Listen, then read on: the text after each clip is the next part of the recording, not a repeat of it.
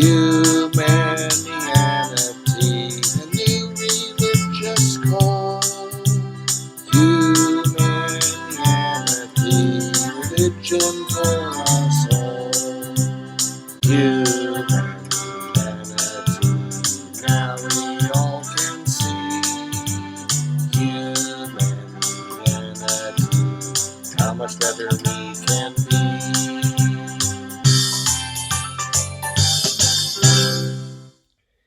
Hi, I'm Bill Van Fleet, and this is Humanianity Conversation number 70, recorded on August 7th, 2020.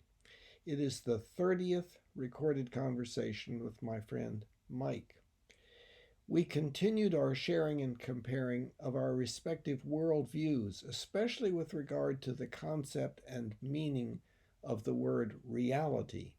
Mike agreeing with me for practical purposes, but still valuing the solipsistic worldview, especially considering its postmodern effect of preventing unfortunate deterioration of relationship between individuals who have different beliefs considered important to the individuals. Hi, Hey, Mike. Bill. How you doing? Good. How you? Okay, I appreciate the flexibility today, Bill. I was running out a crazy day. No problem. Um, can you hear me okay? Yes. I'm using a different headset. Yeah, sound is good. Okay, good. So Bill, I assume you're recording? Yes. Okay, so let's just start. Mm-hmm. I had forgotten what we had talked about last week, and usually I don't, but this week was particularly hectic for me, Mm-hmm. and I don't recall. Do you happen to recall? Yes. The the basic thing that we're talking about, of course, is our basic worldviews, which seem to be different. Yours, you describe a little bit as phenomenological, um, and I, my worldview was kind of changed when I wrote my book on the mind-body problem, and it would be hard to describe it, but people, I guess, would kind of regard me as being materialistic, but that would not be real accurate. But in our discussion, we've increasingly worked on trying to make sure that we are using words in the same way. And at the end of the last discussion, there was a problem about definition. And I got to thinking about what you were saying, and I think you were making a good point, although it's still that there is an ambiguity there with regard to meaning and so forth. But at any rate, that's kind of what where we were at last time. Okay. So you don't recall exactly what it was that, what exactly we were like the subject of our conversation, but that's a general overview. Is that correct? Yes, the general overview has been of that nature for a number of conversations. Okay. We're continuing to work on that, and one of the specific concrete examples of difference in our worldviews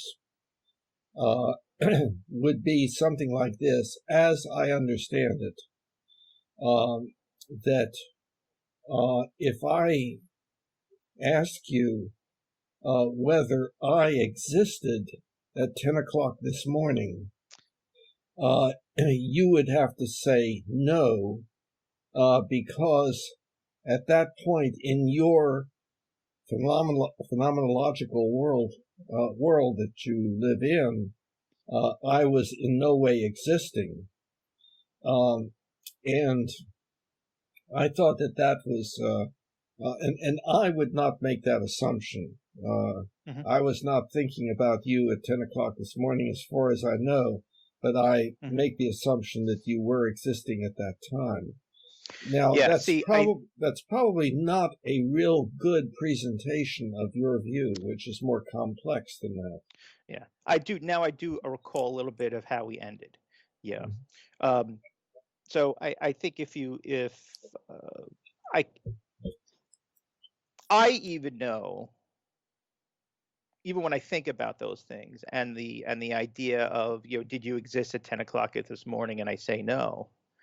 Now, even I understand how crazy that sounds, and how non-intuitive that sounds, and how just wrong that seems. So I think it's important that we go through a little bit more nuance in terms of what happened when I think about, did you exist at 10 o'clock this morning? So the whole idea of this is that phenomenologically, and when I say phenomenologically, what I'm talking about is subjective experience, really. So if I am not thinking of you in my phenomenological experience, in my subjective experience, you for me do not exist. So if my worldview is kind of more succinct, where it's not like you really did not exist, or really do not exist at 10 o'clock this morning. It's within the phenomenology, within my subjective experience, that you don't exist for me at that moment. Okay, so one of the very key points leading to the diversity in our thinking would have to do with the definition of the word exist. And I agree. And one other also, which comes into existence rapidly in the discussion, and that is the word reality. That's a key word. Now,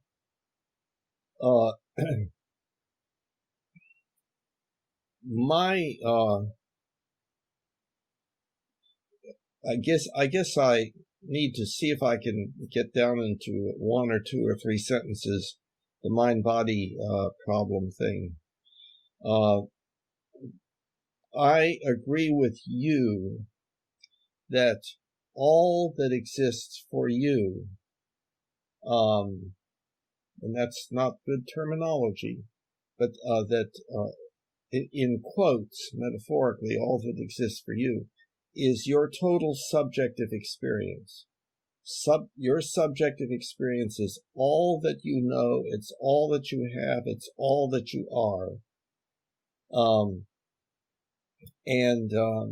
Except that then you can talk about your thoughts about your subjective experience, but then your thoughts are more of your subjective experience. So everything that you're working with is subjective experience. Okay, and so there we can, the usual way of referring to that is what seems to be, what the way things seem to be for the person. This is the way it seems to be. And as you know, but I don't want to get into too complex because it would take too long. We have learned from others how to put our beliefs into words.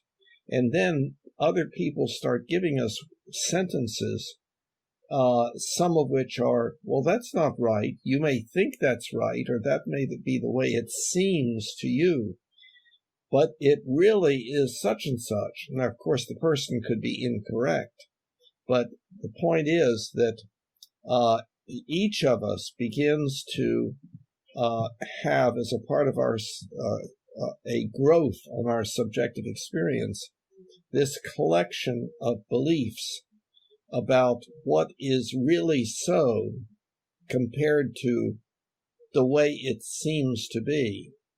And I call that the objective model. And it's not like that is binary and disconnected from the subjective model. It is a growth upon the subjective model, but it is a huge growth, so that now you have the world as you're experiencing it and your beliefs about it, the subjective model.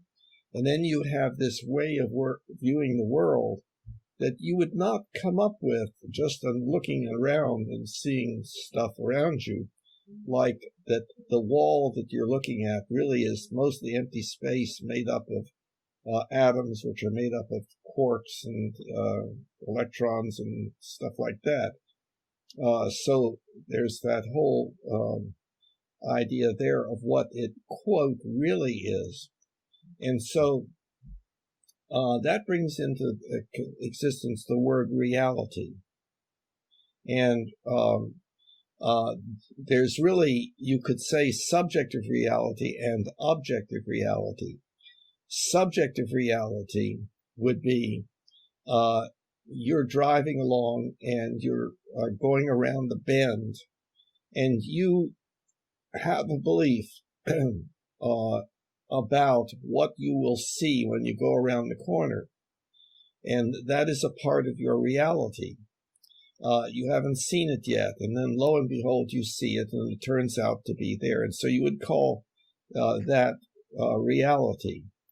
But in objective reality, then we're talking about what everyone agrees upon by virtue of common experience among everyone. And so then you get into things that, into a reality that can only be really thought about in mathematical terms, mathematical equations, but our effort to try to visualize it leads to our various ways of conceptualizing space-time and strings and black holes and stuff like that. So reality is that which exists, and there's the word exist again, exists independent of my beliefs about it, your beliefs about it, anybody's perception of it or beliefs about it. And there is only one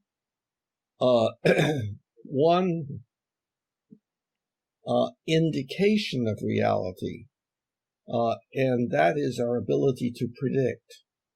In other words, that we are able to, on the basis of our perceptions and our beliefs about those perceptions and so on, we're able to predict to a certain extent what is going to happen. And that way we can actually do things. And every time we do something, we predict what's going to happen when we do it to a certain extent.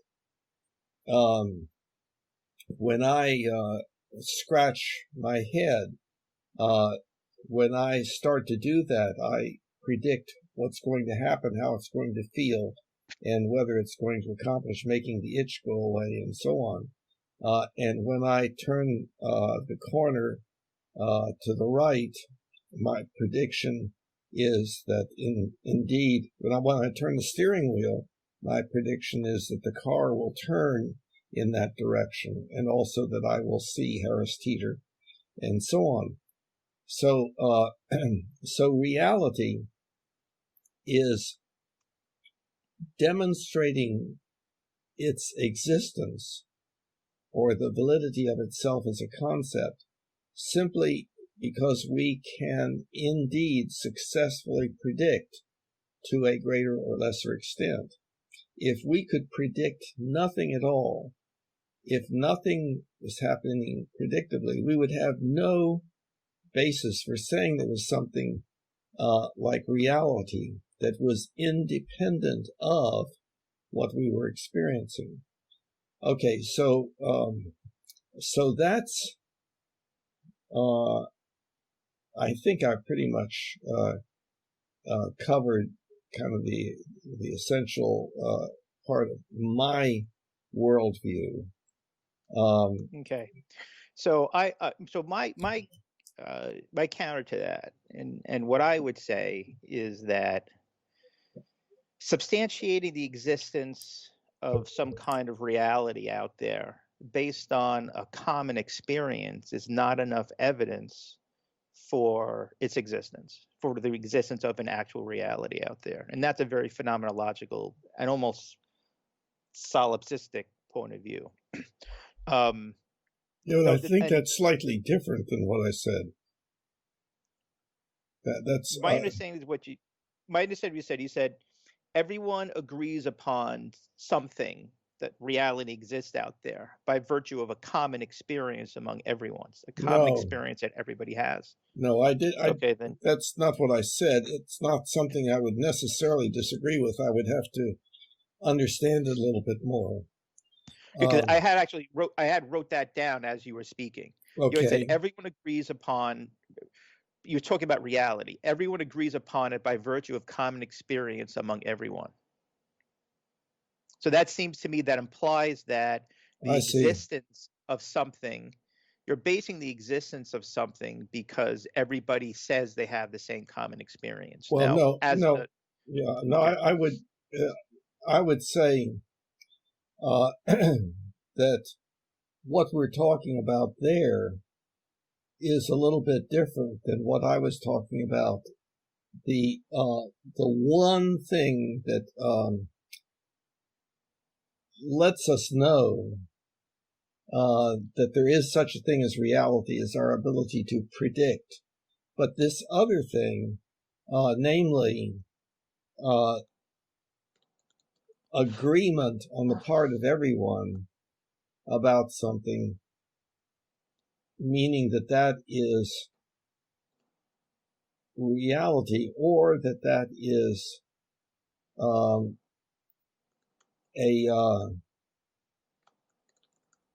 somehow a verification of the existence of reality. I would not say that. We can agree to something and everyone be wrong. But what does it mean to be right or wrong? And ultimately, there is only one meaning to that. And that is... Go ahead. Well, you reacted, and that's why I thought... No, please continue. I'm sorry. I think that's a very powerful statement when you said there's only one meaning to right and wrong. I'd like to explore that a little bit. Well, I don't think I said those words. I would immediately think, those words, right and wrong, have all sorts of meanings, like existential beliefs can be right or wrong, namely accurate or inaccurate, and then ethical beliefs are beliefs about what is right or wrong, what we should or should not do. So I don't believe I would have said what you just quoted me as saying. Well, I think you were talking, the reason why you might have said that is because you were speaking about it in terms of predictions. And that if you have a prediction, there can only be one meaning to whether your prediction is right or wrong, accurate or inaccurate. It means that you're misunderstanding reality. So you were narrowing it down, I think, into what it applied to. Okay. And I think I've just discovered a real fundamental difference. Okay. And I think it can be, and I want to check with you about certain things, make sure I understand where you're coming from. Would you say that the objective model and the subjective model are separate from each other and occur, they are, meaning that they exist independently of each other? No, earlier in this discussion, I made the point that is not so. And I make the point also in the book that is not so. What we're dealing with is your phenomenology, essentially, everything that you know and so forth. And we can notice that that there are all of those things that you perceive and all of those things that you believe about your perceptions. And one part of them has to do with these entities that come into your experience called people, who do this thing called talking. And that has to do with our language capabilities, our symbols and the rules of syntax, so that you can say, well, I believe such and such, and that would be on the basis of your experience so far. And lo and behold, one of these entities, one of these people, will say, well, that's not really correct. That's a mistake that you are making. And you say, huh? And then they start talking with you about, they give you additional information. That's still a part of your phenomenological subjective model, so forth. But the beliefs that you're getting can be contrary to what you are experiencing and have believed. For instance, well, it just looks like there's water over there, but that's actually an optical illusion. There's not actually any water there. Okay, something didn't go right there. Well, I'm trying to remember. I think you made this argument last time. Okay. I was thinking about it again. Okay. Oh, well, was there something that I said that it looked like? No, I was trying to recall what we had talked about last session. I see. Okay.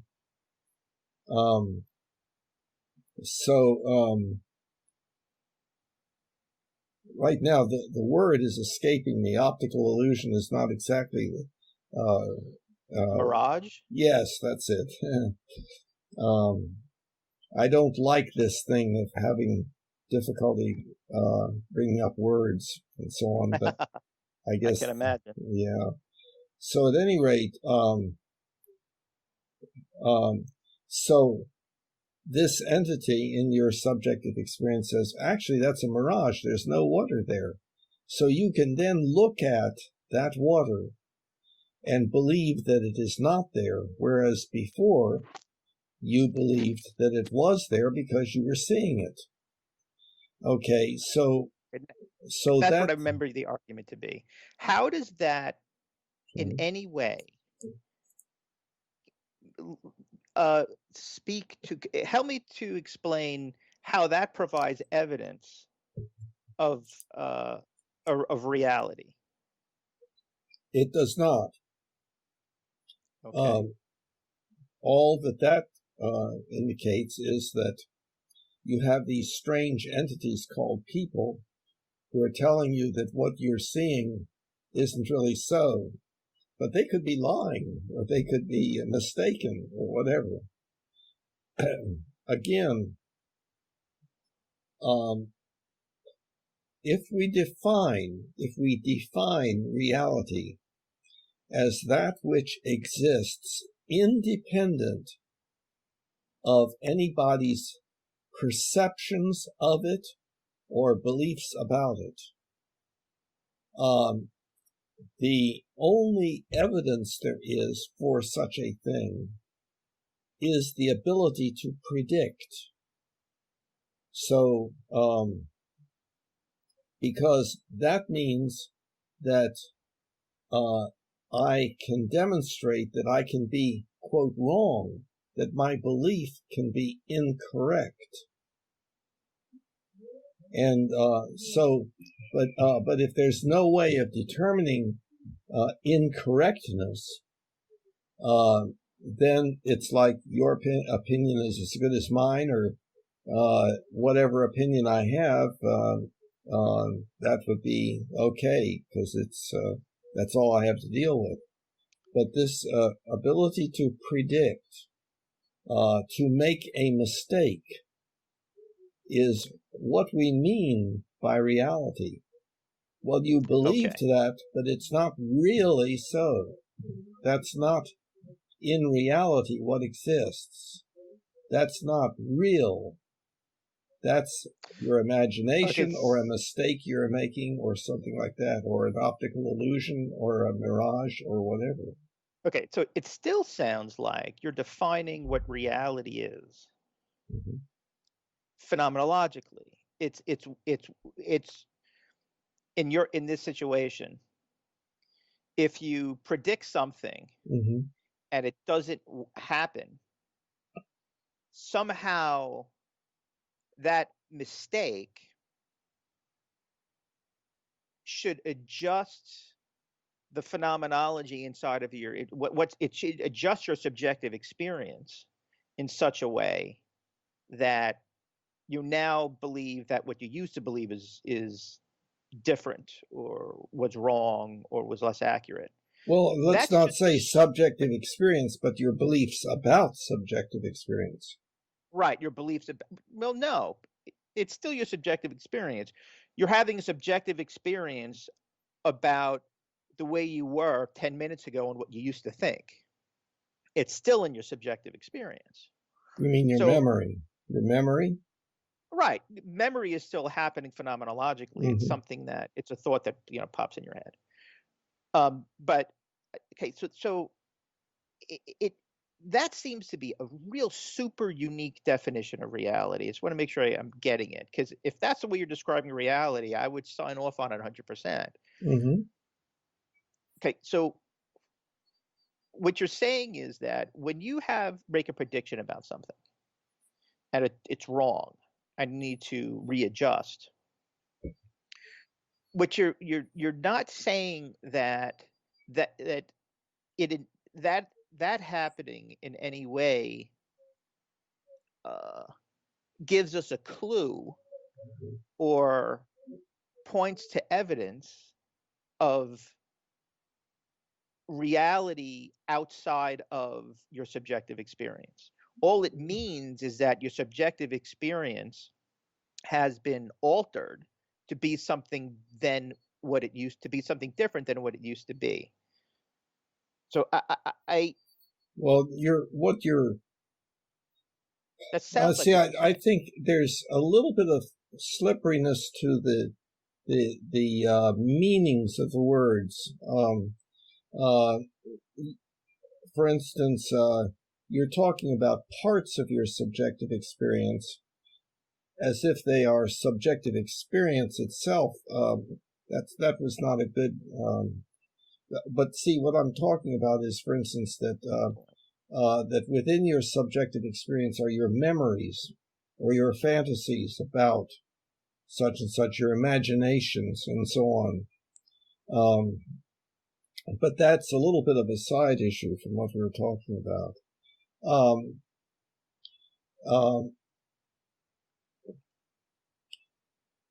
See, I do. You were saying that, well, if that's what you mean, Bill, then I'm 100% with you. But it's not real clear that you believe that that's what I really mean. And well, I think, yeah, I think that's my whole point. I think maybe let's start there. I mean, my whole point is when there is nothing, and maybe we should start here. There is nothing that is not your subjective experience. Memories, thoughts, feelings, sensory perceptions, and motivational states, what you hear. I mean, everything is. By definition. By definition. Yeah, so that's your subjective experience and your beliefs about it. So it's very, beliefs are within your subjective experience. It is very, very difficult to substantiate anything other than your subjective experience. In fact, I've never heard it done. Substantiate. What does that mean? Substantiate. I have never heard any philosopher provide an argument that is convincing that something other than subjective experience exists. Okay, and I'm presenting that argument, and you've agreed with it 100%. Well, because I think Briefly. you just said, because I think you just said the same thing. I mean, Well, wait. I think No, I think of what you're saying. Again, what Go ahead. What we need to start with the word, which right now is reality, and then the definition of that word, so that we know whether what we're pointing to is an example of it or not. Okay. And so let me start with mine. Okay. As a phenomenologist, I would say reality is your phenomenology. Reality is your subjective experience. Yeah. That's reality. And that, okay, and I would definitely disagree with that.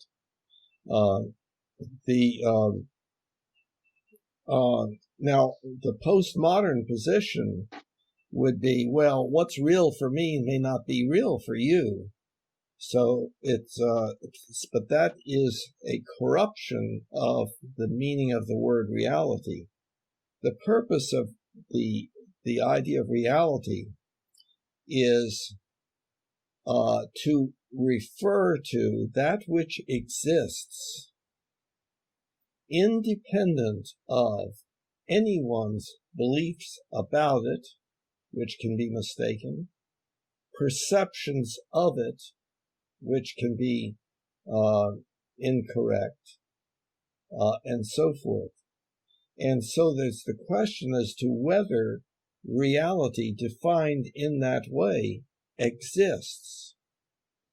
And the only evidence for it is the ability to make a mistake, and to that you can be incorrect.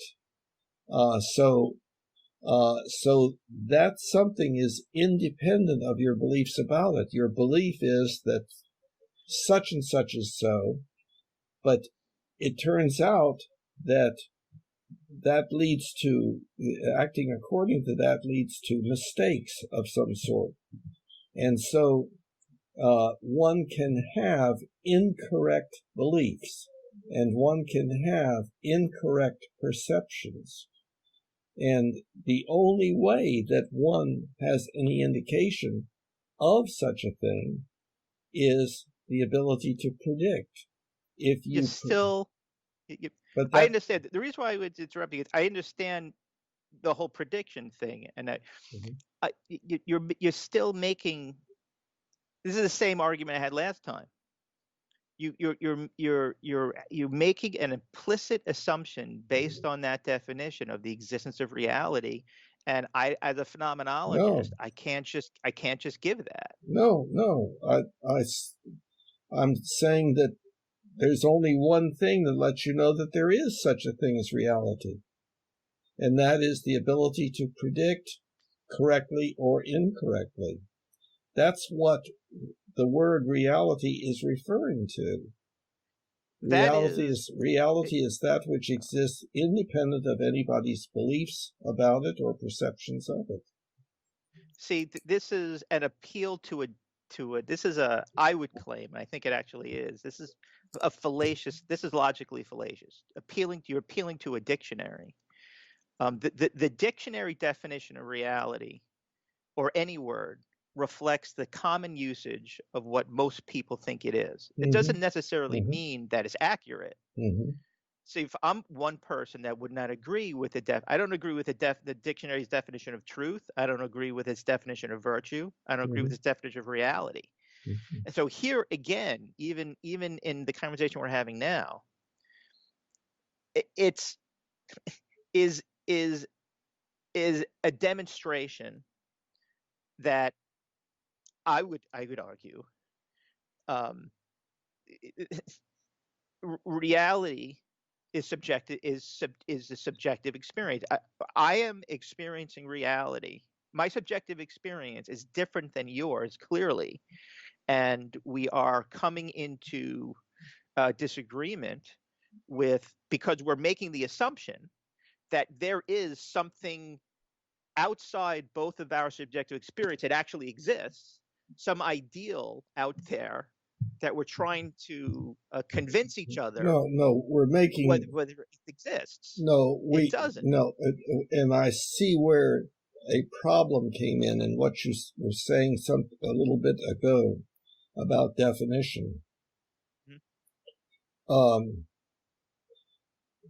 This does get somewhat complicated, not real complicated, I think.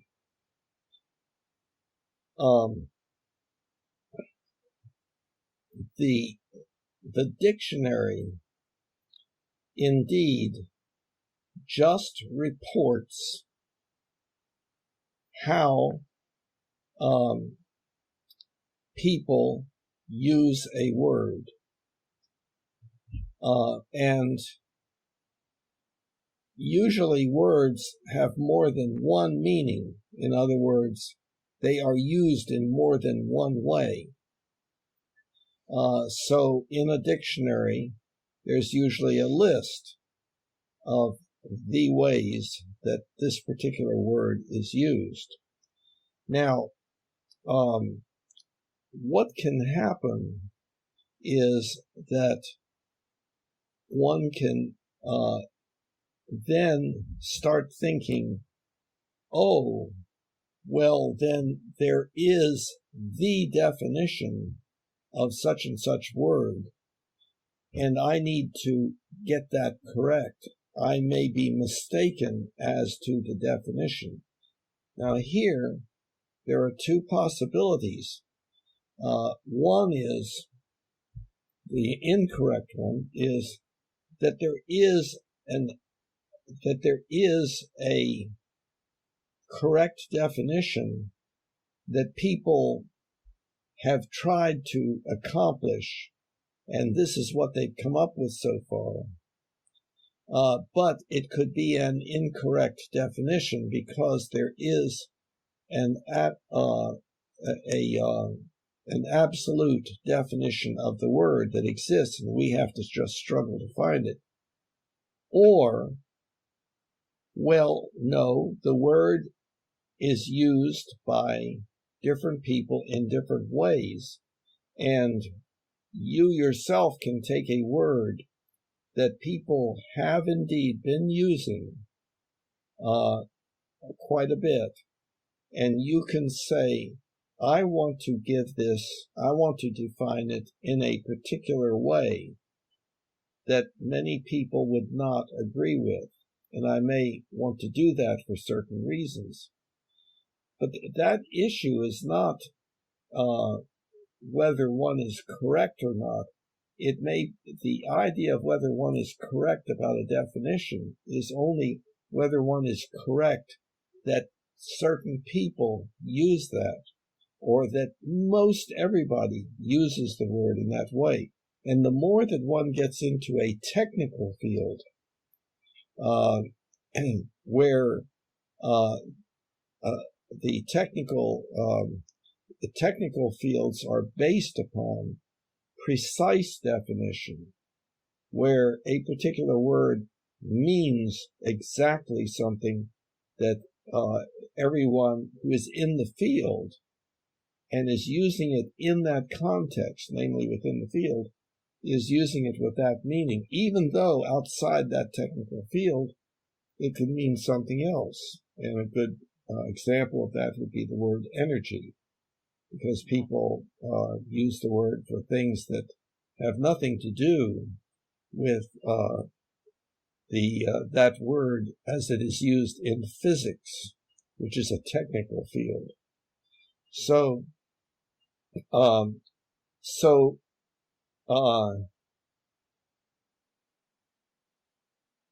it's not an issue unless you are.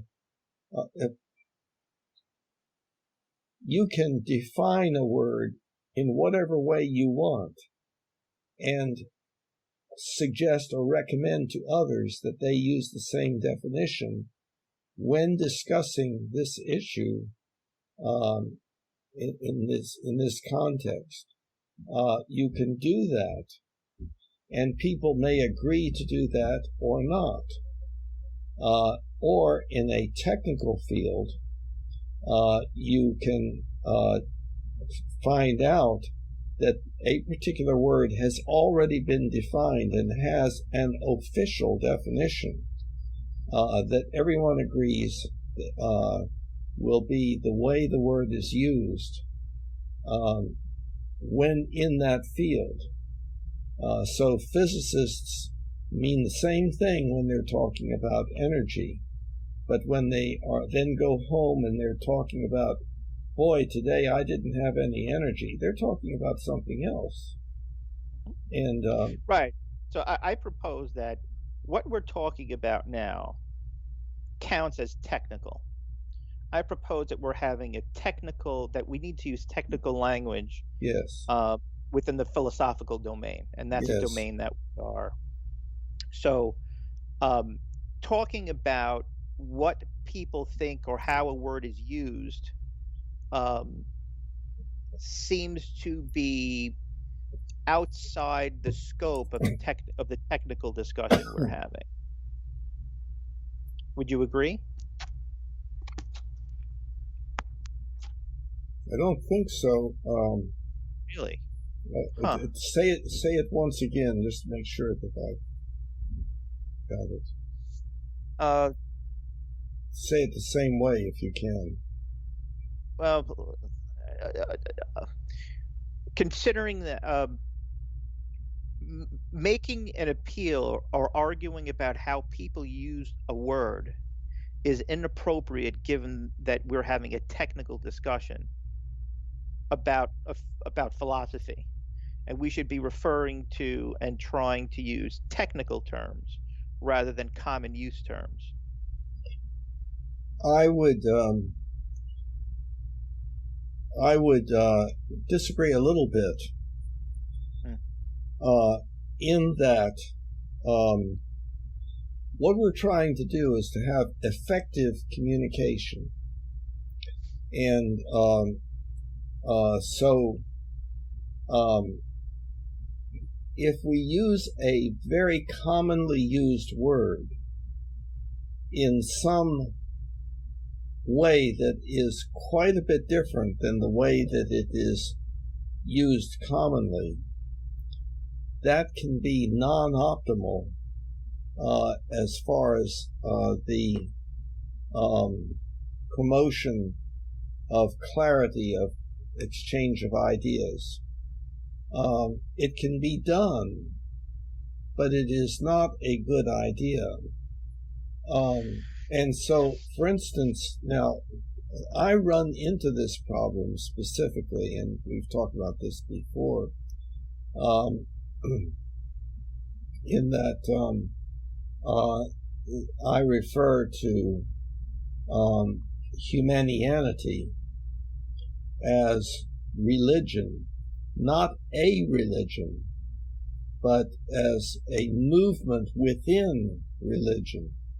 And so that turns people off, because many people who are in particular religions have loyalty to the beliefs of that particular subgroup and so forth. And then there's an anti-religion movement in Western culture, such that people are get into trouble if they say that they're religious. They can be spiritual and mean the same thing, but they better not say they're religious. And so the use of the word religion there is problematic. However, it is not an unused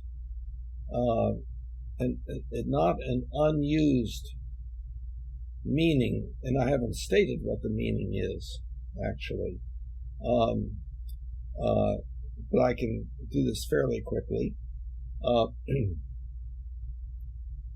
Science is not the belief in black holes or in string theory. Science is that set of activities, the function of which is to arrive at as accurate beliefs as possible. Religion is not the belief in Zeus or in God or Allah.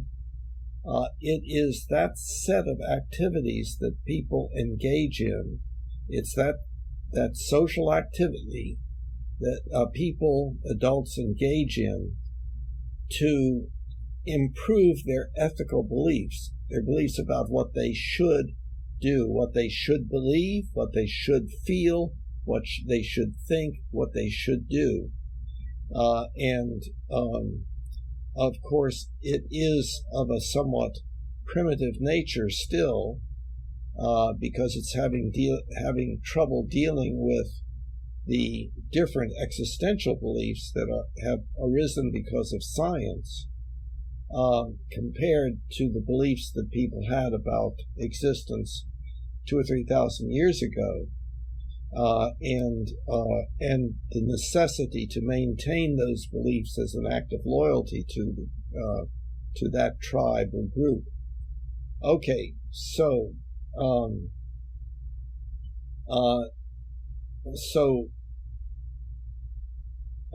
it does occasionally produce problems, but what I try to do is stay with the most common use of a word. Now, there's another word that's problematic, not as problematic, but it is problematic, and that's the word belief. People who are, quote, anti-religious, tend, when they hear that word, to use a highly specific meaning of it. And it has to do, beliefs have to do with beliefs that are found specifically within belief systems that are within religious organizations or religious ways of thinking. So they will say, I don't have any beliefs. But as I have talked about earlier, when I turn my steering wheel counterclockwise, I believe that the car is going to turn left. I believe that it is going to rain later today. I believe that a week ago I did such and such. I believe that it is likely that so-and-so will win the election. I believe that you are a good person. I believe, etc., etc. And we use that word all the time. We express our beliefs by saying out loud, I believe that, and then following it with a proposition or a sentence. And that proposition or sentence is a model of a belief that we have. And I believe that specifies that it is a belief. So that's normal and natural and widespread. So a person will say, I believe I don't have any beliefs. So you notice that they are stating a belief. I don't have any beliefs, which may be accurate or inaccurate, and so on. So, but it is a normal way of speaking. So that is what I mean by the word belief, and then I try to go into more detail about it, how it is a model. It is a model of something about reality, and then we can put the belief into words, so then our sentences are models of our beliefs, which are models of reality. And those models can be correct or incorrect, and if they are incorrect and they're existential beliefs, then we make mistakes if we act according to them, etc. Does any of that sound not correct, not optimal? I think when you're talking about optimal, you have to speak about, you have to look at it from a utilitarian point of view. I think that if I'm speaking to the public about, religion, and have it within my goal to convince them of something, I might use terminology that they are familiar with and is in the common vernacular. If I'm having a technical conversation with a theologian about the ontological about religion's ontology, that's going to be a very, very different use of language. And what I'm proposing is that the kind of conversation we're having here falls under the technical heading, and as such, we cannot and we should not, unless we really whether as a result of that, as a result of this technical conversation we're having, we should not assume that the common use of terms is appropriate in our conversations. No, I agree with that. First of all, one little side issue, though, it may be. See, I believe that we as a species need to become more technical in our ethics, because the ethics that we have that comes naturally to us does not work well, and causes is a reason for having all the pain, suffering, disability, and early death, etc. So I am advocating for technical ethics, but I recognize what you're saying. In other words, if you want people to go along with you, then you better say what will sound right to them, even though their way of thinking is not necessarily optimal. And but then there's the question of whether one wants to become an advocate for change. Now another issue here is you and I are doing a recorded conversation, and we're hoping that a few people may come along and be interested and so forth, and that maybe some of those will say to other people, hey, you ought to listen to these guys. And that concept about humanianity, that's something we ought to explore further. That's a wish of mine. It is not occurring to any significant extent so far as I can tell. But sometimes it takes a long time for things to take off, and maybe it never will. Anyway, but yes, what we are trying to do is in the first place, we have different worldviews, it would seem, and different sets of beliefs. Now, the question is, what should be done when that happens? And the postmodern approach, to oversimplify, is, well, what's real for you is not real for me. Truth, there's my truth and your truth and so forth. So we don't have to discuss this. We don't have to come to any agreement. We can have a beer together and just not discuss the issue. Or we can say, well, if we have difference of belief in areas that have to do with our quality of life that might make a difference, then we should continue to discuss until we come to agreement, always looking for reasons, looking for areas that we disagree about, and then trying to analyze what the reasons are for those disagreements. And that's always, of course, number one, with the understanding that if we come to agreement, we could still be wrong, and so we should always be willing to have that challenged and to go back to the process of looking at it more deeply. And then also that it has to be within the confines of appropriate time management. we have lots of things to do, and this is only one of them, and we have to decide what are the important things to do. But given those two things, it is still, the idea is, if there is difference of opinion about things that make a substantial difference, then what's important is to continue the discussion, do like what we are doing, and see if, and work toward agreement. And many, as I say, many people would say, no, agreement. No, leave me alone. I want my beliefs. You can have yours, and so on.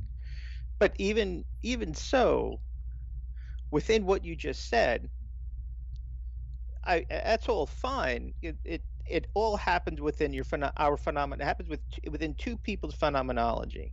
There's nothing that a phenomenologist would object about when it comes to two people agreeing on something.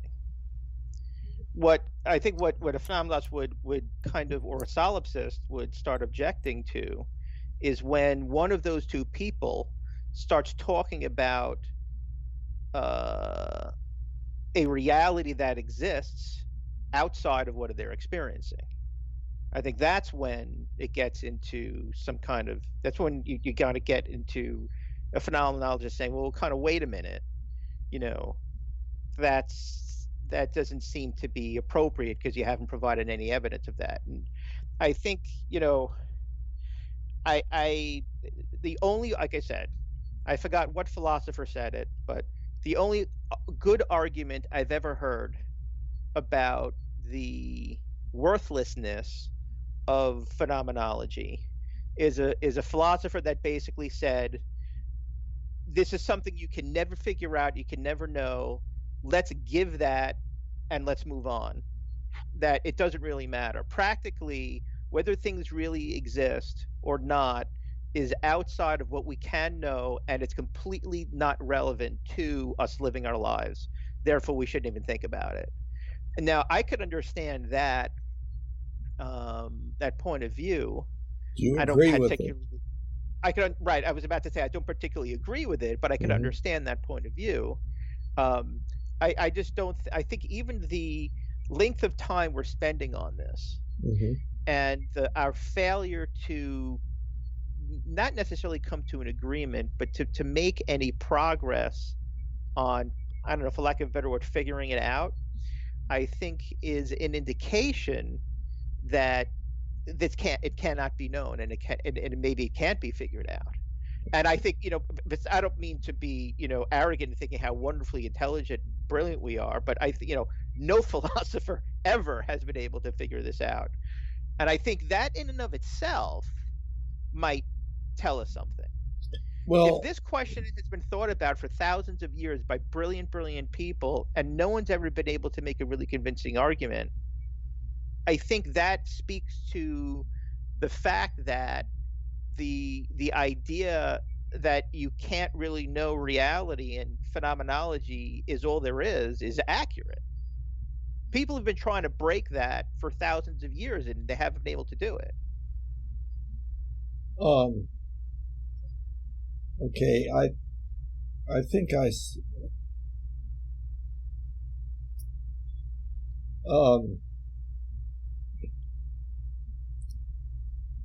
understand what you're saying, I believe, and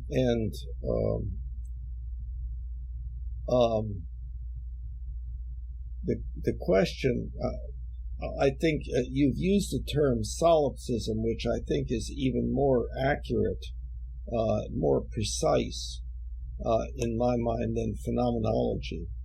And solipsism is the idea that from your standpoint, there's no reason to believe that there's anybody else or anything else than what you are looking at, what you're perceiving, what you're feeling at the moment that you're experiencing it. And that therefore, since you weren't thinking about me at 10 o'clock this morning, I did not exist within that worldview.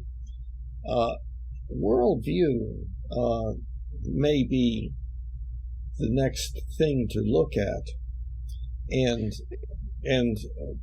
there would be a question as to whether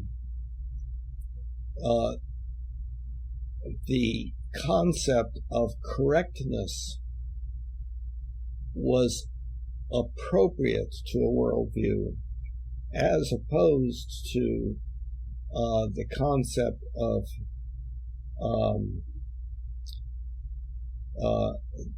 being optimal or less than optimal.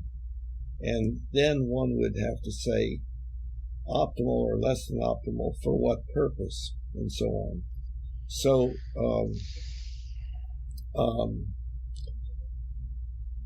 if we're talking about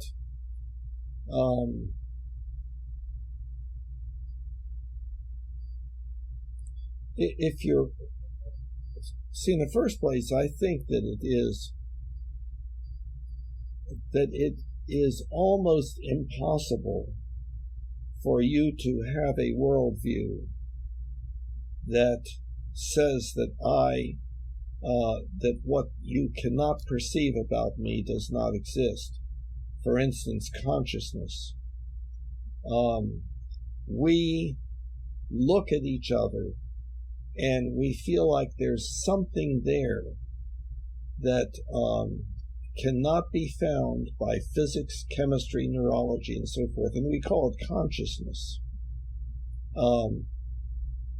And as soon as you say, well, there's my consciousness, which you can't observe, of course, you only observe the things that you say are in your consciousness, but there's just my consciousness and none other, or there's my consciousness, but then there's another consciousness that I don't have access to other than it can tell me something about what's going on inside of it, et cetera, et cetera. Well, I think that, I think it depends about how you're talking. If you're talking about a worldview that I have when I'm going about my business, waking up in the morning and like having coffee with my wife, I'm not, kind of looking at my wife saying, does she really exist, or is she just a figment of my imagination? Of course not. And when I think about global warming, or I think about the presidential election, or I think about lots of these things, I'm not saying to myself, well, it's, I don't know if all these things really exist, so, I'm not going to take anything seriously. No, but if we're having a conversation technically, really examining these questions ontologically, epistemologically, that's a whole different hat that I wear. And when we're talking on that domain very technically, then I guess I have to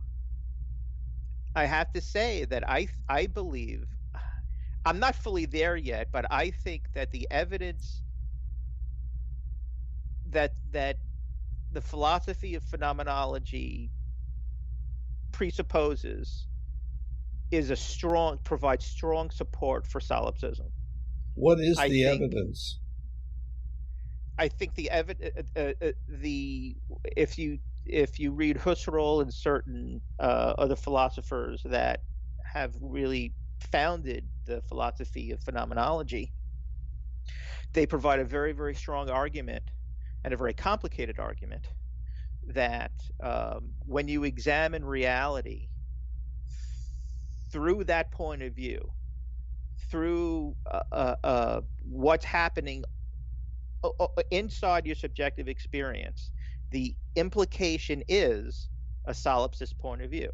The implication now we're outsourcing. I cannot know for sure. And that's all it says. I cannot know for sure that things outside of my subjective experience exist. See, what happened when I asked you for evidence, you outsourced and said, well, Husserl and other people, they know. I can talk about some of the things that they say, and it's the things that I've been saying all along. Well, what is the evidence? There is. Let's clarify. No. Let's clarify that. Yeah, what is the evidence? If we're talking about epistemologically, right. It is not what I have to support is the notion of what is the solipsist point of view. The notion that the only thing I can know for sure that exists in my head, if that exists, is what's inside of my head. That's my own reality. I'm not going to, it's epistemologically inappropriate for me to try to prove that somebody else is wrong, especially if I am operating within that point of view that basically says everybody's phenomenology is true. So I can certainly do that, and I have been doing that. Well, we're rapidly moving away from a complicated set of areas where there needs to be clarification. I wish we could back up for a minute. Well, I'd like to answer this. So I think that I can the evidence. I think it's a very good question. What is the evidence for a solipsist point of view that the only thing that I can know or that people can know exists is subjective experience? And I think I could make that argument. And I think because of how I'm orienting myself to understand that has to be more of an argument than evidence. But wait. Let's back up for a minute. I was looking forward to that, but okay. Because what? And by the way, you're below your field. Oh, sorry. Go ahead. Is that better? Yeah, that's much better. That keeps moving around and everything. I hope people don't get dizzy watching you.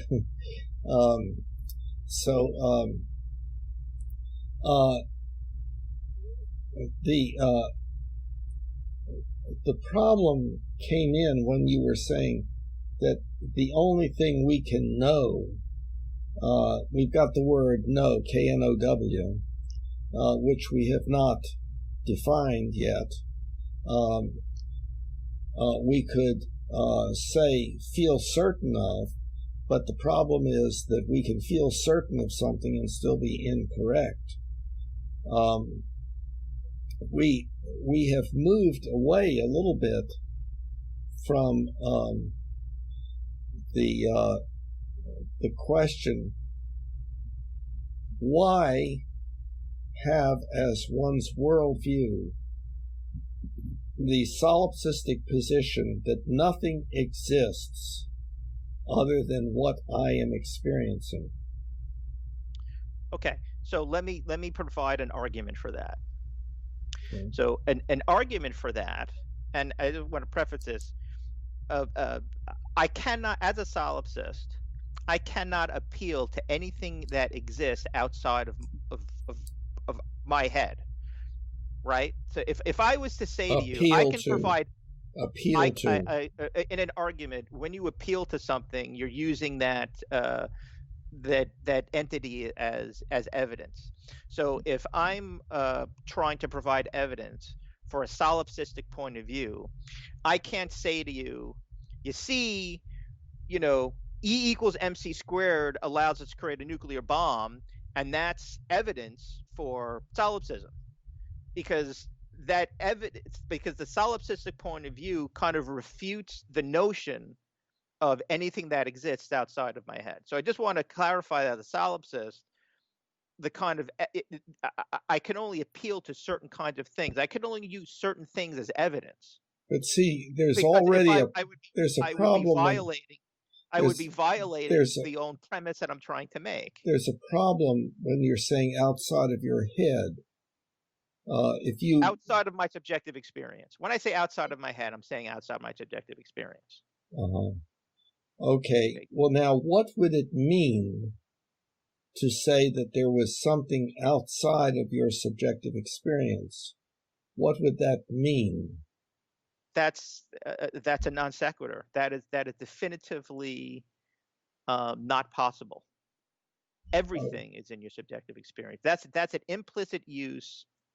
That's an implicit inaccurate use and assumption of something that a solipsist cannot accept. What is the assumption that I made? That something, you said, how can you prove that something exists outside of your head? What is my assumption? What assumption am I making? That something exists to prove or disprove outside of your head. That's kind of like even the question itself is not secular. No, I was saying, see, you are maintaining a position that nothing exists outside of your subjective experience. No, I'm saying I can't know and show that something exists outside of my subjective experience. And I would say that there is one bit of evidence, and that is that you can make a mistake. All that shows is that my subjective experience is not internally consistent. It doesn't show that there's something outside of it. Well, of course, we're using a metaphor saying outside. It's like we're saying there's a bubble, and that right. Inside that bubble is my subjective experience. But that metaphor already implies that there is something outside. The question, I think, comes up: why would anyone ever consider solipsism, i.e., the belief that the only thing that exists is what I'm experiencing in my subjective experience right now? No, the only thing that I can know to exist with certainty is inside now that's entirely different.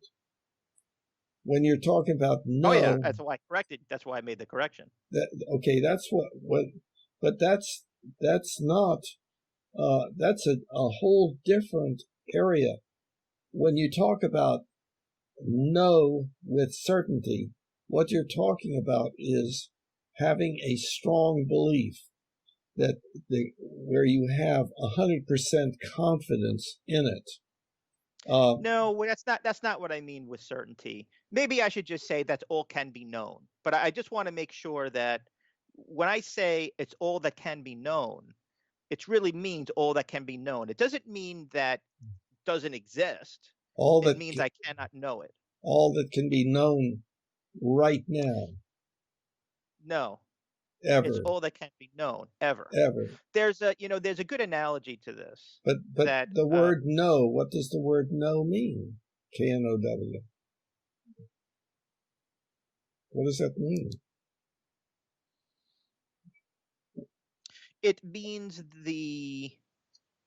in this instance, it's what's it called? I would say, as an opening definition, I might say to know something is the ideas that I accept to be accurate and reflective of the way my subjective experience works, if I'm speaking really technically. When I say known, or when I say something is accurate, from a solipsist point of view, what I'm saying is accurate within my subjective experience. It has nothing to do with the way things really are, because my subjective experience is reflecting what really is. For example, let's take a rocket ship going to the moon. Okay? And the fact that I'm doing all of these things to build an engine, to put it on a ship, to send it to the moon. This is a simple example, but it suffices to say something. Now let's take two people: the scientist and my grandmother. Okay. Now the scientist is floating around inside their body, and they're getting all this data from their senses, from their motivational states. Their consciousness is getting data from their senses, their motivational states, their feelings, their thoughts, their memories. The thoughts are being triggered by what they read, what people are saying to them. That's all in their subjective experience. And what that consciousness is believing about the data that they are getting is that, force equals mass times acceleration is getting us to the moon. That's what's doing it. Now, my grandmother, who actually never believed we went to the moon, just pretty crazy, is sitting there watching all of this and sees a rocket blast off and sees that we're walking on the moon on a TV set. And her conscience is trying to make sense of all the same data that she's getting from the scientist. And she tells herself, we never got to the moon. This is all a lie. Now, from my grandmother's point of view, we never got to the moon. From the scientist's point of view, we did. From the people who stepped foot on the moon, we certainly did. But that doesn't change. That doesn't change. Who is correct? Everybody's correct. Your grandmother is correct. That's what I'm saying. Your grandmother is correct. You're making an implicit assumption. You're misunderstanding a solid. You cannot help, and I understand it because I used to be the same way. You cannot help to understand things, the way things work, other than with an implicit notion that there is some kind of ideal truth that we can be accurate or inaccurate against. A solipsist point of view does not assume that. A solipsist point of view assumes that that idea of an absolute ideal that we are inaccurate or accurate against is relative to your point of view. It's relative to a scientist, to a grandmother, and if you really accept and operate from a solipsist point of view, you can't even ask the question who's right. Even asking the question implies an error. So one should never ask that question. No, you can answer. You can certainly ask the question. No. But why should you never answer why should you never ask the question? If you're a solipsist, if solipsism is the right way to think, is the proper worldview, then you would not ask that question. I have practiced solipsism in very important ways that have improved my interpersonal relationships and improved my understanding of life. And in that way, maybe my ultimate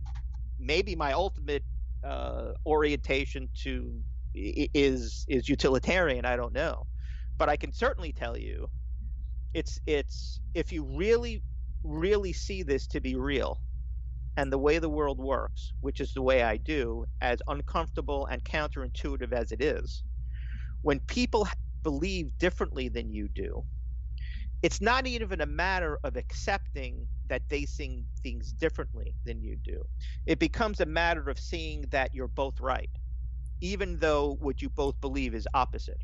Okay. It's very counterintuitive. Okay. It's very okay. It's very strange. Okay. It's a very strange experience, but that's just one benefit, and there are many others. Okay. Doesn't mean you can't ask a question. Doesn't mean you can't ask a question about, if somebody wants to pollute. Okay. I understand. See, I understand what you're saying. I don't believe that what helped you interpersonally was solipsism, but instead was postmodernism. And what I mean by that is the position that people take, even though it is not optimal in certain ways, that there is no absolute truth. So what's true for you may not be true for me.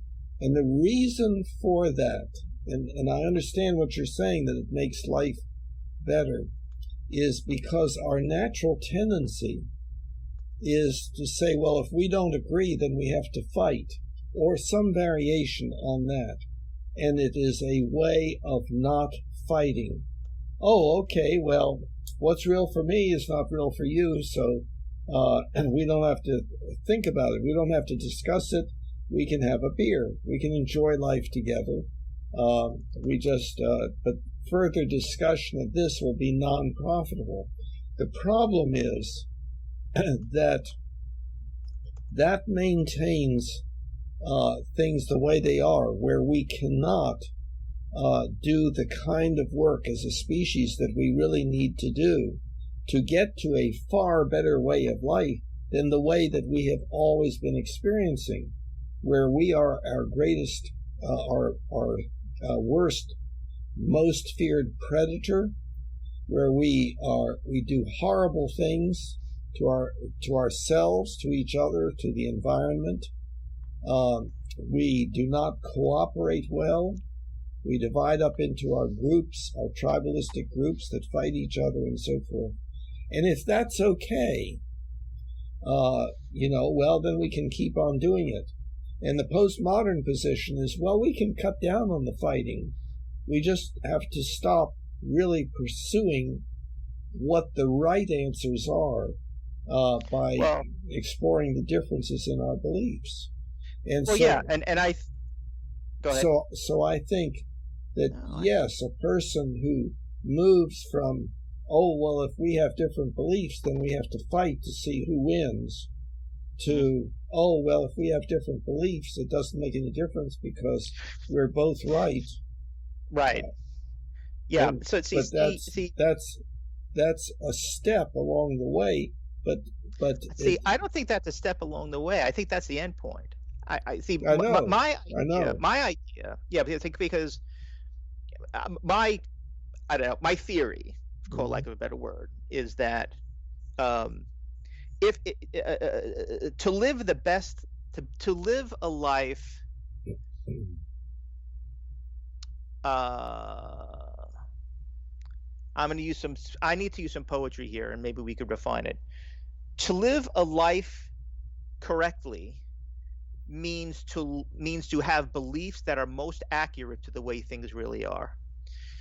And I think one of the reasons why people are killing each other and are destroying things is partly because they have inaccurate beliefs about the way things are. They believe that there is an absolute ideal that they can be accurate or inaccurate against. That's wrong. And that causes people to try to get agreement, to kill each other, and to claim that, I'm right, you're wrong. And the whole basis of that entire orientation is flawed, because that's not the way the world is. Yeah, I see that somewhat differently. Just finish it. The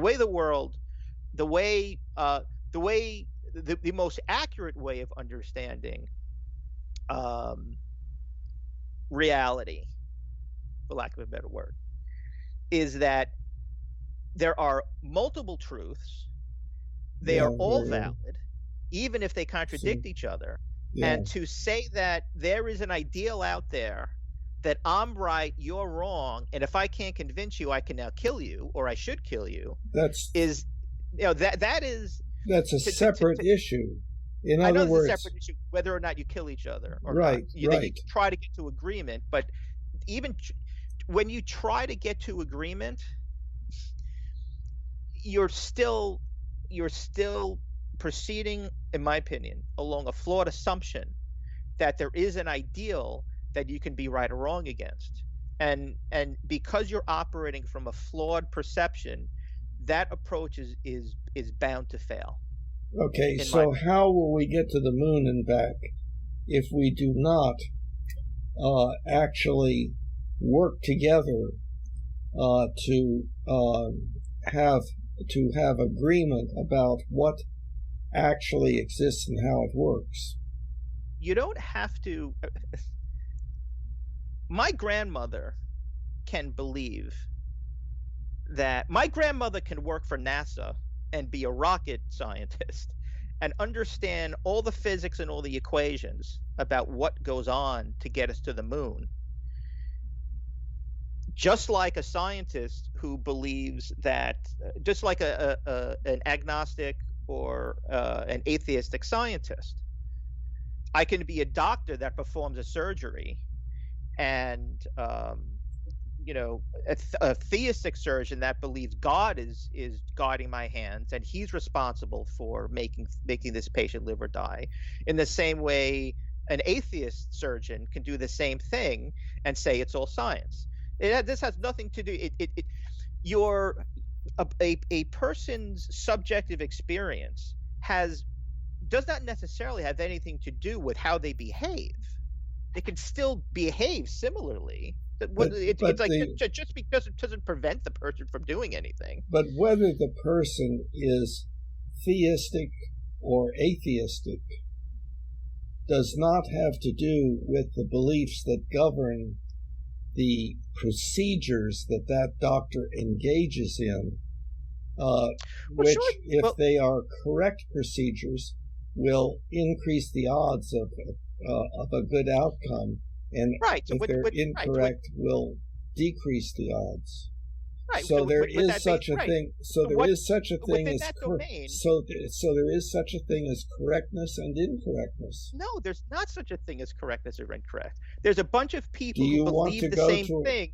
Do you want to go? There's a bunch of people who believe the same thing who can be doctors. There's a bunch of people who cannot believe that and who cannot be doctors. Do you want to go? If this was the 17th century, that the whole argument you're making is non sequitur. Do you want to go? You're making an assumption. You're making, and I'm not even going to answer. You're making an assumption, and you're making an argument. Yeah. Do you want to go to a doctor who's a theist and doesn't know how to do these techniques? Of course not. That's why those people don't become doctors. No. That's not what I'm saying. It doesn't have to do with whether the doctor is a theist or an atheist. It has to I didn't say it did. It has to do with whether the doctor believes in the procedures that are most likely to be successful or not. And that seems to be, that's not just whim. That's not just, I think I should make the cut this way. I think I should make the cut that way.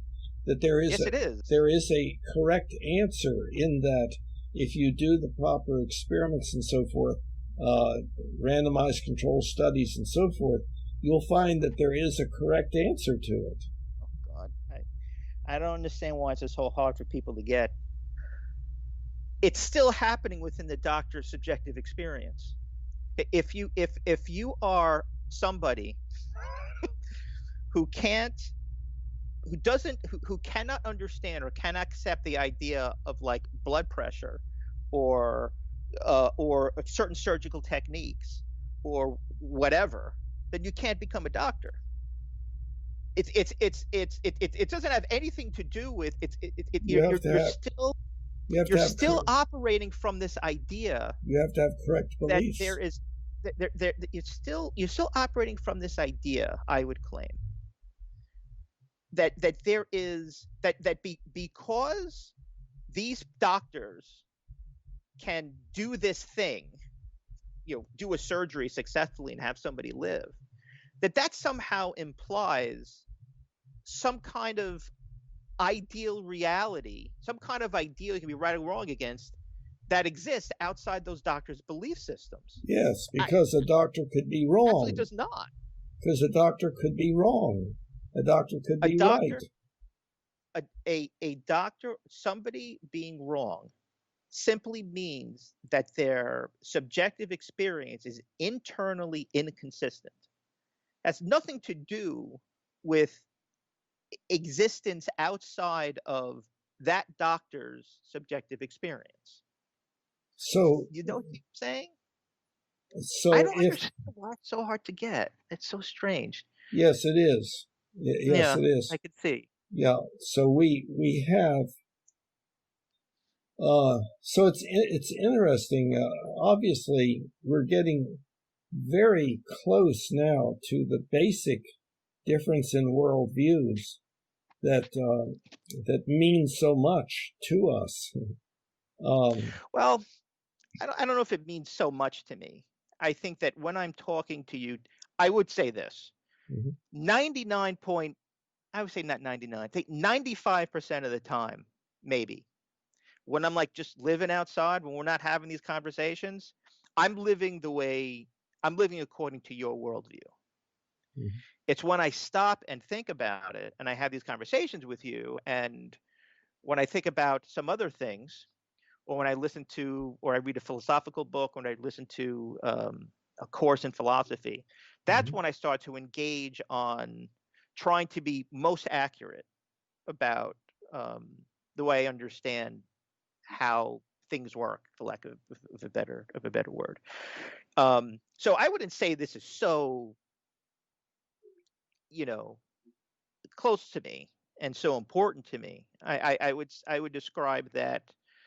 I think also one of the consequences of a solipsist point of view is the ability to have more of a fluid set of belief systems, where I'm not so attached to one, where I can enter a belief system as appropriate and then enter another in a different situation where it's more appropriate. But just going back to this thing about the doctor, let me give me just a minute to try to explain this in a different way. Okay.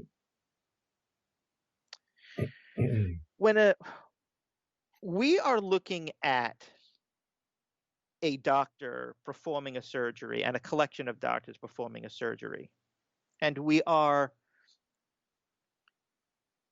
making, it seems to be that we are making an implicit assumption about what is happening with that set of doctors performing a surgery.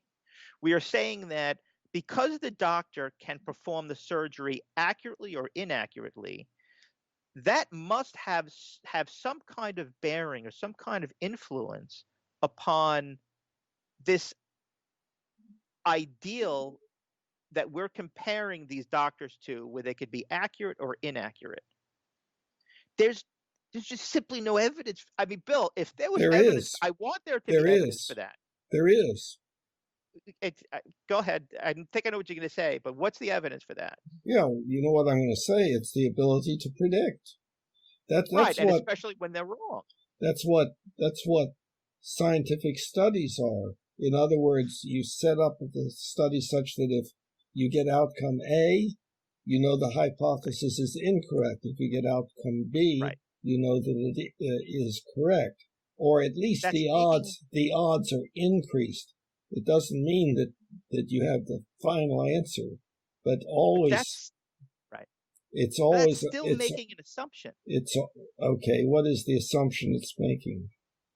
You're making an implicit assumption without proof. What? That there is something out there, some ideal that you can be right or wrong, accurate or inaccurate against. But that's not what's really happening. What's really happening is that the doctor or the scientist or the researcher who's performing the study has a prediction within their subjective experience. If they get data that provides them evidence that their prediction was inaccurate, all it means is that their subjective experience was internally inconsistent with itself. No, no proof of anything was happening out there. No, it was that their internal subjective experience, so to speak, was inconsistent with reality. No. Okay, wait. Okay, let's take it. How can you possibly show that? By making a prediction and seeing if it comes true. But their prediction was happening inside their subjective experience. Yes, but right. But there is the phenomenon that we can all observe, that we can be incorrect, that we can make a decision and it be incorrect. You could decide that you could run through the wall, but you will find out that that is a mistaken belief. So what we it's very fundamental, the observation that we can make a mistake, and making a mistake means that our belief about reality was incorrect. And the see, that's a step too far, I would claim. Why? Why? Because you are. This is a logical fallacy, and I don't remember what it is. I need to look it up because the same thing happened during the last conversation. But let me explain. Because you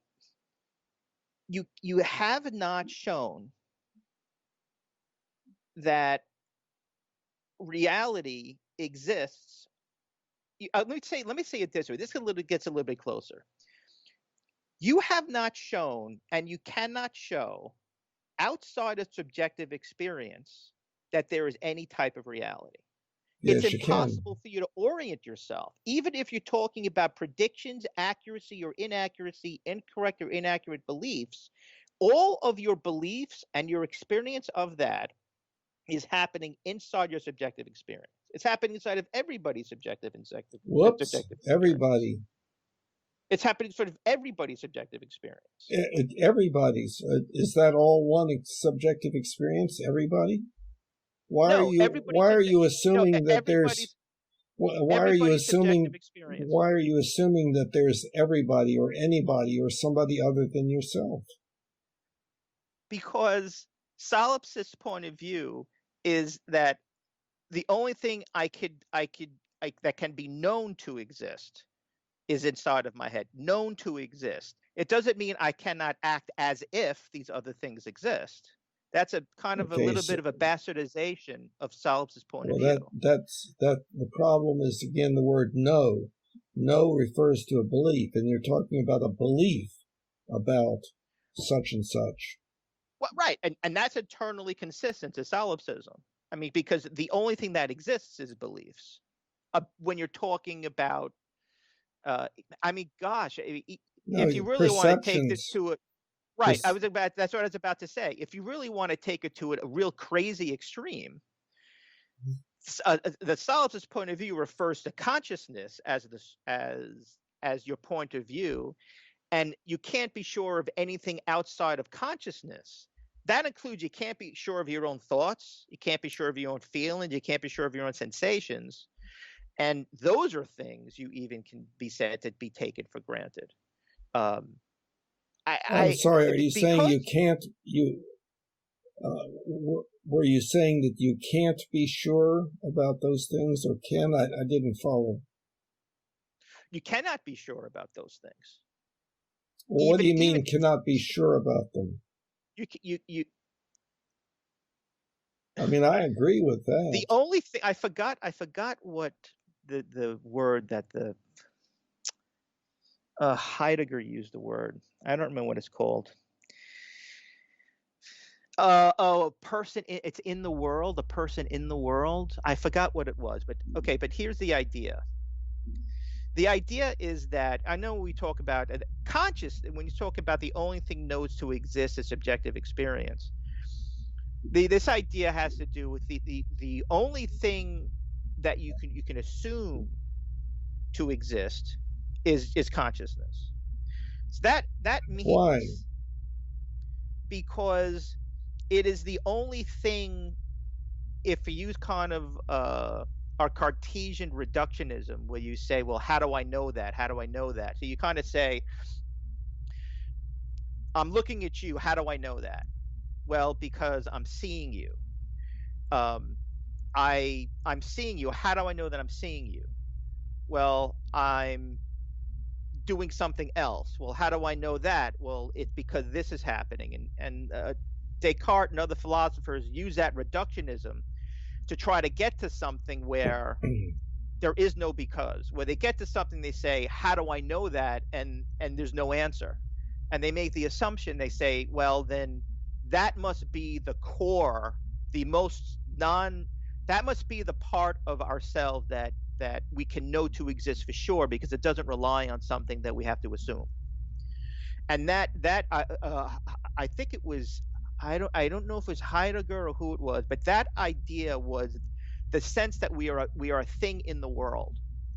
And that would be the equivalent of consciousness. So a consciousness experiences thoughts, a consciousness experiences motivational states. It's that consciousness that's the most irreducible core that we can have to assume can be the only thing to really exist. But do you see, when you talk about a consciousness, then that implies that you're talking about an entity amongst other entities. You're talking about that there's something that corresponds to your word as opposed to other things that do not do so. So as soon as you talk about a consciousness, then you're talking about that as opposed to things that are not a consciousness. Or when you're sure. Okay, so that's the reductionist methodology that these philosophers use. So that's something external in quotes to your consciousness. Correct. So that we cannot. As soon as you claim that you have a consciousness, you're implying that there is something other than that. No, not necessarily. There's a kind of an experiment that's in my my mind-body problem book. You can take one part of your consciousness, your visual field, and you can close one eye, and you can say, you can ask yourself, well, what is the shape of my visual field? And because, so what is the shape? Well, you may come up with something like a circle or an ellipse, but that would be incorrect. It is actually a donut. There is a hole in the middle that you cannot see. And that's an internal boundary, nor can you see the external boundary. So you cannot see your visual field. The only way you can see something is by seeing it as contrasted with something that it isn't. So all right. So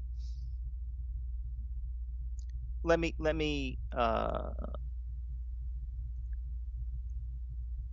I would say that I have a lot of things to say about that. Let's start with this. That whole, phenomenologically, from my subjective experience, does not exist until I'm aware of it. That's I think is a good example and a good support for a solipsist point of view. But moreover, and I think even kind of more relevant, was the second thing I was going to say, which was, damn it, I don't remember. It was, damn it. Oh, I hate when that happens. I don't remember. I know. It happens to me too. Damn. Oh, it's so important.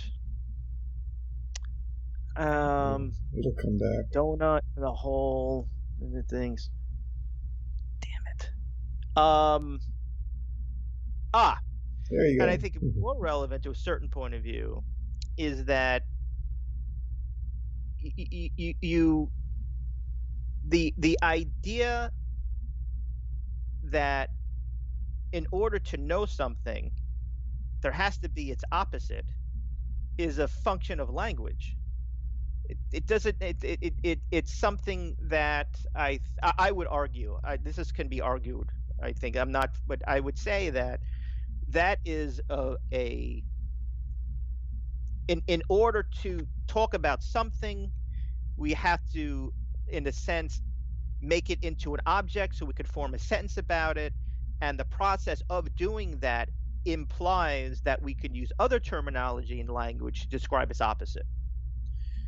Even something like the infinite, like the idea of an infinite, you can make the linguistic, you can talk about the linguistic opposite of an infinite, but there may not really be something opposite than an infinite. So just because something can be declared to be its opposite in language doesn't necessarily mean that it has to be so, that this is an artifact of the way language and sentences are structured. I think. I mean, what do you think?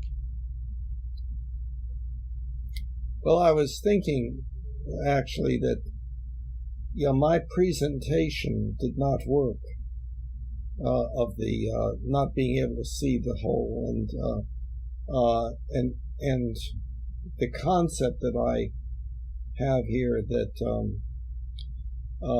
it runs counter to normal thinking anyway. People will, for instance, if I say the human mind has never been observed, people will say, well, I've not observed anybody else's, but I've observed mine. But in point of fact, I would say the person has not. Well, that depends on what you mean by the word observe.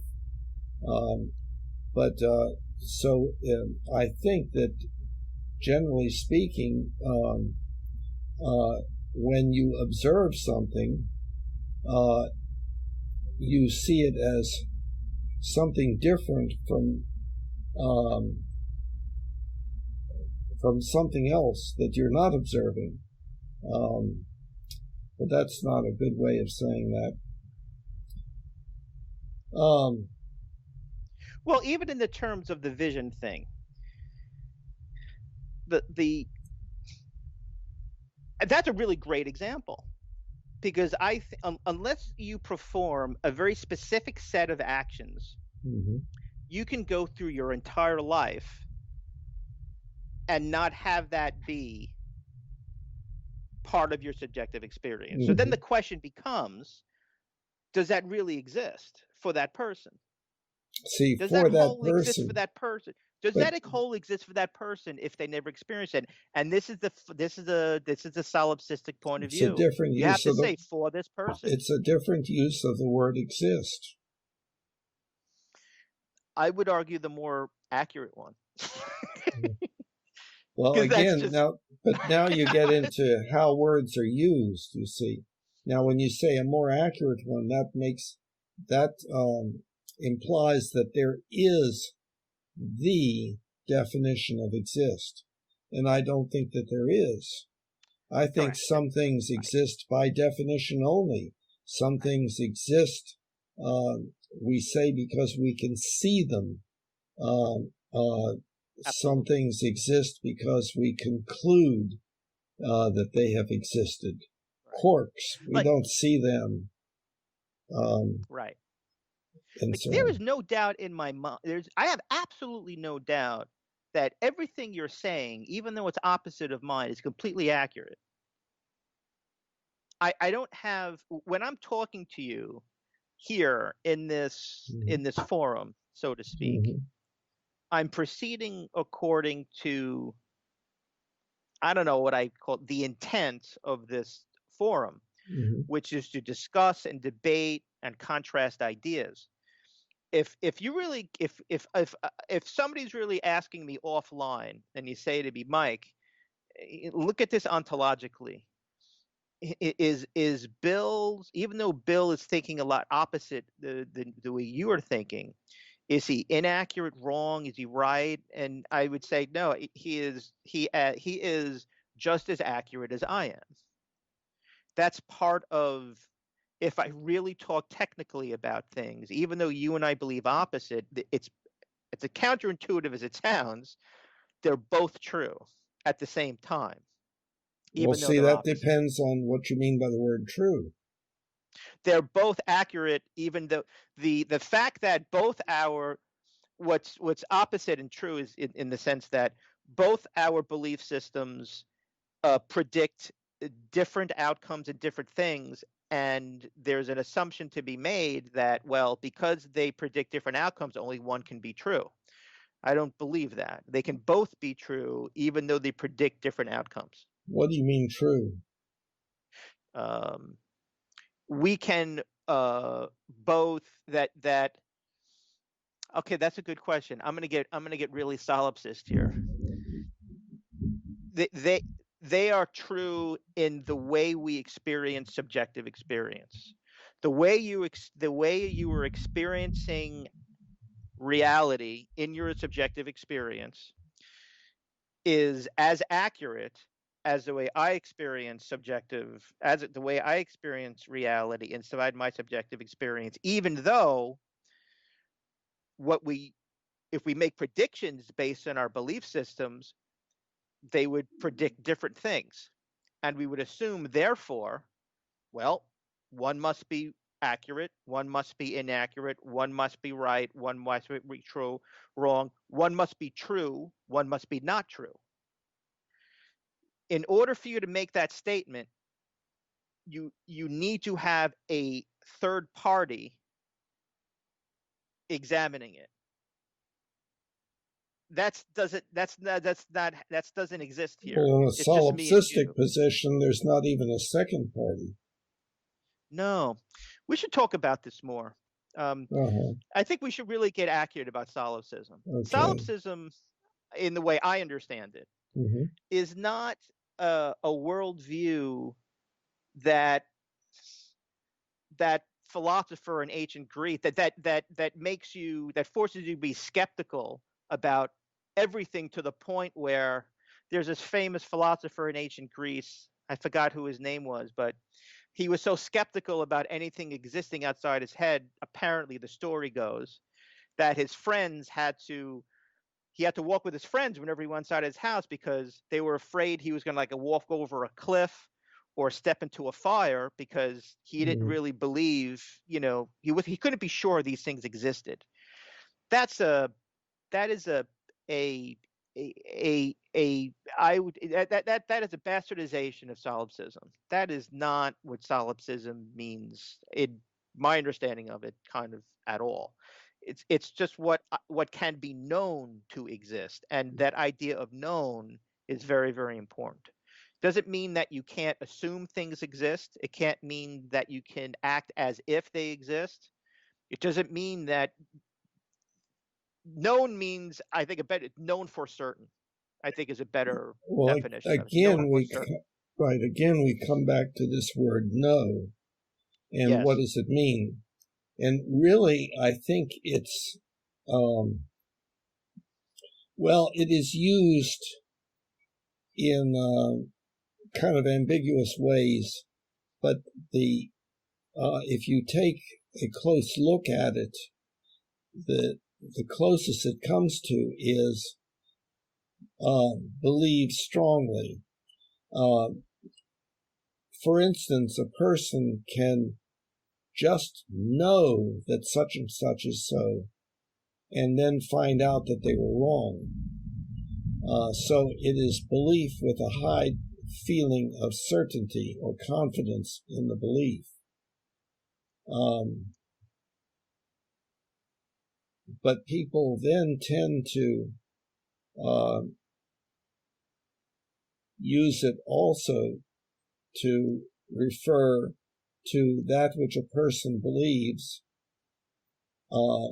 when what that person believes is indeed actually so. But whether it's actually so or not is then a matter of opinion or belief. I had the impression you were doing something else while I was talking. Whenever you talk, I write notes. Yeah, but then that makes it harder to understand what I'm saying. No, I think it makes it easier, because maybe so. If I don't do that, I find I have to interrupt you, and then you lose your train of thought. Because because of the way my memory is, unfortunately, I forget what you say as you're saying it. Well, I know in my subjective experience that if I start writing down what a person said, I'm not taking in what they are saying while I'm writing. I can't do that. I find it's actually more helpful to do that when I write down and you are, because as I'm writing down what you're saying, I'm just typing it. I could type very quickly, so I could just type it almost verbatim, and then when I'm done, I stop and and I'm still here with you. I'm still talking and doing the same thing. I'm not But that I good think, at typing. oh, I could just really just type. But anyway, what was I going to be saying? Is it? I mean, I think I agree. I think one way of understanding, that this is that everything comes down to a belief, and there is Well, that sounds a little bit too general. right. There are That's why I said beliefs, there are beliefs, there are perceptions, there are motivational states.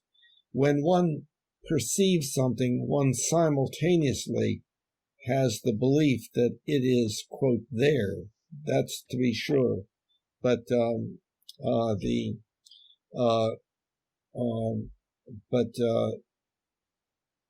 I think it is helpful to say that there are other things besides beliefs. There are motivational states, and there are actions.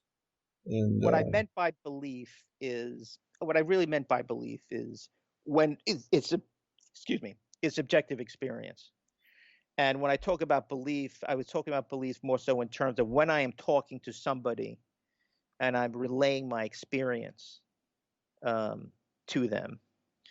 I think, if I really think, if I try to be the most accurate about things, I think what I was talking about before regarding, um, the only thing, it's Descartes. Okay, I think, therefore I am. That was a result of epistemological reductionism. Well, how do I know this? How do I know that? How do I know this is real? How do I know that is real? And he gets to his thoughts, and he says, well, how do I know my thoughts are real? And he says, well, there is nothing other than my thoughts. So there, I think, therefore I am. So I would actually go one step further, and I would say the I is that next step. The way you think is because there's an I experiencing those thoughts, and it's that I that is the most reductionist. There's in Buddhism and Zen and Hinduism philosophy, they talk about this. It's the I am is the most, and that's very poetic, but it is the most irreducible, and that's equated to consciousness. Consciousness is the one irreducible quanta, not your thoughts, not your motivational states, not your feelings. So that is the one thing that I don't have to have a belief about. I don't have to have a belief that I exist. Well, I'm not sure. I understand what you're talking about. And indeed, the optimization of one's consciousness seems to be kind of the main idea of meditation. And the optimization of one's consciousness is especially with whether one feels a pleasant feeling or an unpleasant feeling or no feeling at all or something like that. You're still kind of underneath your... I'm sorry. I find it very distracting to look at myself when I'm talking to you. So I move myself off screen. I see. Sorry about that. But Bill, I'm just noticing the time. It's after 7 o'clock already. Yeah. Okay. I got to run. but my, how time flies when we're having Yeah, fun. that's right. Well, we got that close to absolute truth, and so All right. next time.